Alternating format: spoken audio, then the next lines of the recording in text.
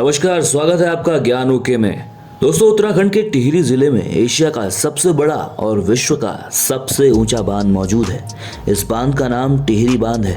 आज इस वीडियो में जानेंगे टिहरी डैम के बारे में, साथ ही जानेंगे कि अगर किसी कारणवश भविष्य में कभी ये डैम टूटा तो क्या होगा। आइए सबसे पहले जानते हैं टिहरी डैम के बारे में। टिहरी बांध की ऊंचाई 260.5 मीटर है। ये बांध हिमालय की दो प्रमुख नदियों भागीरथी और भिलंगना नदी पर बना है। इसे स्वामी राम तीर्थ सागर बांध भी कहते हैं। इस बहुउद्देश्य परियोजना की विशालता के कारण इसे राष्ट्र का गांव भी कहा जाता है। केंद्र सरकार और यूपी सरकार की इस संयुक्त परियोजना को साल 1972 में योजना आयोग ने अनुमति दी थी। साल 1978 से तत्कालीन उत्तर प्रदेश सरकार के सिंचाई विभाग द्वारा इस बांध का निर्माण कार्य शुरू हुआ। साल 1988 में केंद्र सरकार ने इसके निर्माण की जिम्मेदारी अपने हाथों में ले ली। इस कारण केंद्र सरकार द्वारा THDC यानी टिहरी जल बांध निगम की स्थापना की गई और 1990 में इस बांध की जिम्मेदारी THDC को सौंप दी गई। साल 1990 में THDC को ही विस्थापितों के पुनर्वास की जिम्मेदारी भी सौंप दी गई। कुल 2400 मेगावाट बिजली उत्पादन करने वाली इस परियोजना के 2 चरण हैं। पहले चरण में 1000 मेगावाट की टिहरी बांध एवं जल विद्युत परियोजना है, जबकि दूसरे चरण में 1000 मेगावाट की ही टिहरी पंप स्टोरेज प्लांट है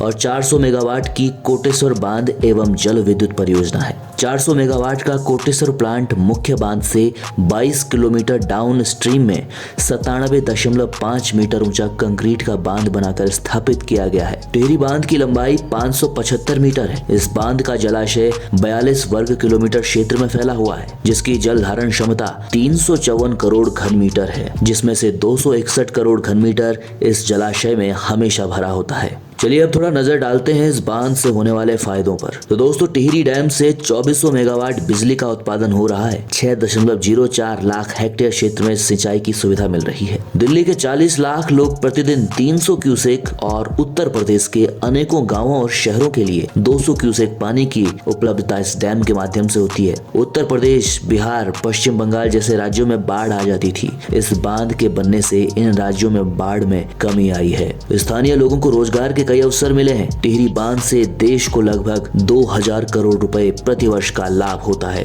उत्तराखंड को इस बांध से 12% रॉयल्टी के रूप में मिलता है। पर्यटन की दृष्टि से भी ये डैम काफी प्रसिद्ध है। अब यहाँ बोटिंग सहित तरह तरह के वाटर स्पोर्ट्स आयोजित किए जाते हैं। टिहरी बांध का डिजाइन प्रोफेसर जेम्स ब्रून ने तैयार किया। शुरुआत में ये परियोजना 600 मेगावाट की थी और इसकी लागत 197 करोड़ रुपए थी। लेकिन साल 1986 में सोवियत रूस के राष्ट्रपति मिखाइल गोर्बाचेव जब भारत आए और टिहरी बांध के निर्माण के लिए मदद का समझौता किया, तब केंद्र सरकार ने इस परियोजना का विस्तार किया और ये परियोजना 2400 मेगावाट की हो गई। लेकिन क्या आपने कभी सोचा है, खुदा न खास्ता अगर किसी बड़े भूकंप या और किसी वजह से ये टिहरी डैम टूटा तो क्या होगा? आज इस वीडियो में बताएंगे आपको इसी सब के बारे में। भौगोलिक दृष्टि से इस क्षेत्र के नवीन होने के कारण यहाँ बार बार भूकंप आने का खतरा रहता है। भविष्य में कभी रिक्टर स्केल पर बड़ा भूकंप आया तो सिर्फ इसी क्षेत्र के डूबने बर्बाद होने का खतरा नहीं है, बल्कि इसका प्रभाव पूरे उत्तर भारत पर होगा। एक और चीज आपको बता दूं, टिहरी बांध 7.5 किलोमीटर गहराई में स्थित खतरनाक भूकंप अधिकेंद्रीय क्षेत्र महार टियर फास्ट के ऊपर स्थित है। जलाशय के निर्माण से भूगर्भ में सक्रियता आ जाने से भी भूकंप आ सकता है। मछलियों, कई वनस्पतियों और जीवों पर इस निर्माण का घातक प्रभाव पड़ेगा। कुछ विशेषज्ञों का अनुमान है कि आवास क्षेत्र में उच्च अपरदन के कारण जलाशय में गाद जमाव में तेजी आएगी, जिससे एक तरफ जहां जलाशय की आयु मात्र 60 वर्ष ही होगी, वहीं इस क्षेत्र के भूगर्भिक एवं पर्यावरणीय संरचना पर भी बुरा प्रभाव पड़ेगा। बड़े बड़े पर्यावरणविदों और क्षेत्रीय जनता के तमाम विरोधों के बावजूद इस बांध का निर्माण नहीं रुका और दिसंबर 2002 तक स्वामी राम तीर्थ की तपस्थली और सुंदरलाल बहुगुणा के चिपको एवं बांध विरोधी आंदोलन का केंद्र रहा ये टिहरी शहर जल में डूब गया। कई बड़े अधिकारियों और पर्यावरणविदों का मानना है कि उत्तराखंड की भौगोलिक स्थिति को देखते हुए यहाँ 20 मेगावाट से अधिक क्षमता के बांध बनने ही नहीं चाहिए। बड़े बड़े बांध कई समस्याओं को जन्म देते हैं, लोगों को विस्थापित होना पड़ता है। कई विदेशी वैज्ञानिकों ने भी इस बात को कहा है कि अगर यही बांध उनके देश में बनता तो वहाँ इसे बनाए जाने की कभी अनुमति नहीं मिलती। चमोली आपदा पहाड़ों में बन रहे इन अंधाधुंध बांधों का ही एक दुष्परिणाम है।